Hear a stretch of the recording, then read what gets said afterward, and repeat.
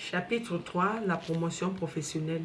Elle constitue une composante du système de gestion des carrières. Elle se manifeste comme une évolution dans la ligne hiérarchique de l'entreprise, c'est-à-dire le passage d'un poste A à un poste B. Le poste B ici étant un poste supérieur au poste A, où le salarié a beaucoup plus de responsabilités qu'il n'en avait au poste A.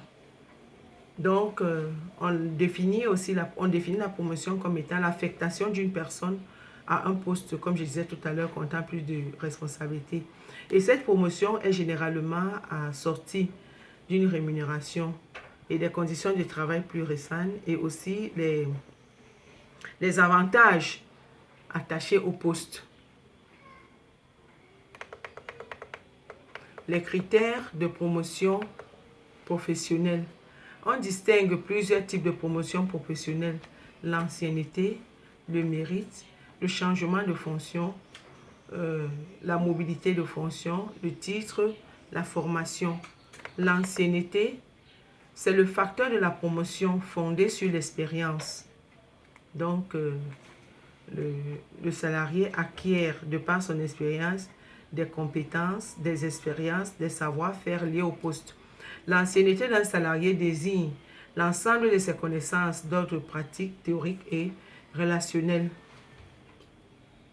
Le mérite, il représente l'ensemble des comportements et potentiels observés chez un salarié. C'est encore un ensemble de prédispositions personnelles favorables chez le salarié. 3. Le changement de fonction. Il est assimilable à une promotion qui n'apporte aucune modification de titre, grade ou salaire, mais qui permet de mieux répondre aux aspirations des cadres. La mobilité de fonction étant un processus de promotion qui évite le maintien des salariés dans un même poste. Elle permet aux cadres de compléter ou d'acquérir de nouvelles connaissances et de diversifier leurs exigences respectives. Le titre, c'est une promotion qui s'effectue sans changement de fonction.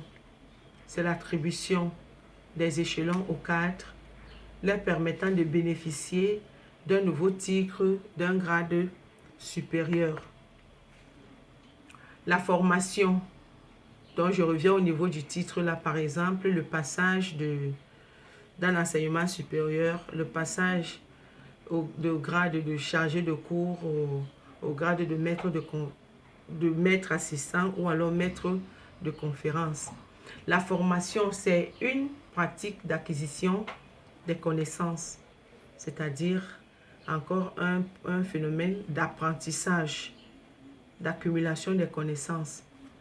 C'est un processus d'adaptabilité des salariés à un poste hiérarchique supérieur. On peut distinguer 4 types de promotion: la promotion dans la catégorie, la promotion de catégorie, la promotion de salaire, la promotion effective.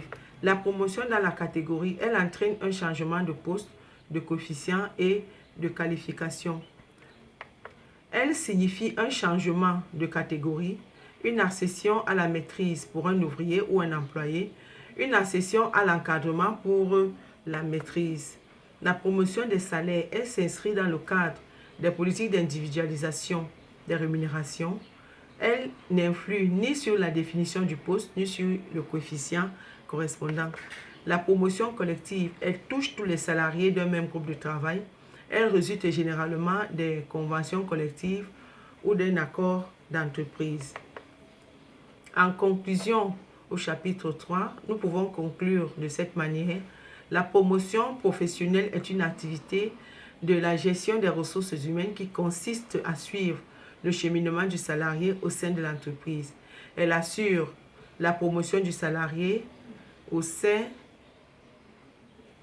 de l'entreprise. Donc, le passage d'un poste A, par exemple, à un poste B qui est de niveau supérieur et avec tous les avantages liés à ce poste, c'est-à-dire au nouveau poste. Bien, nous allons passer au chapitre 4.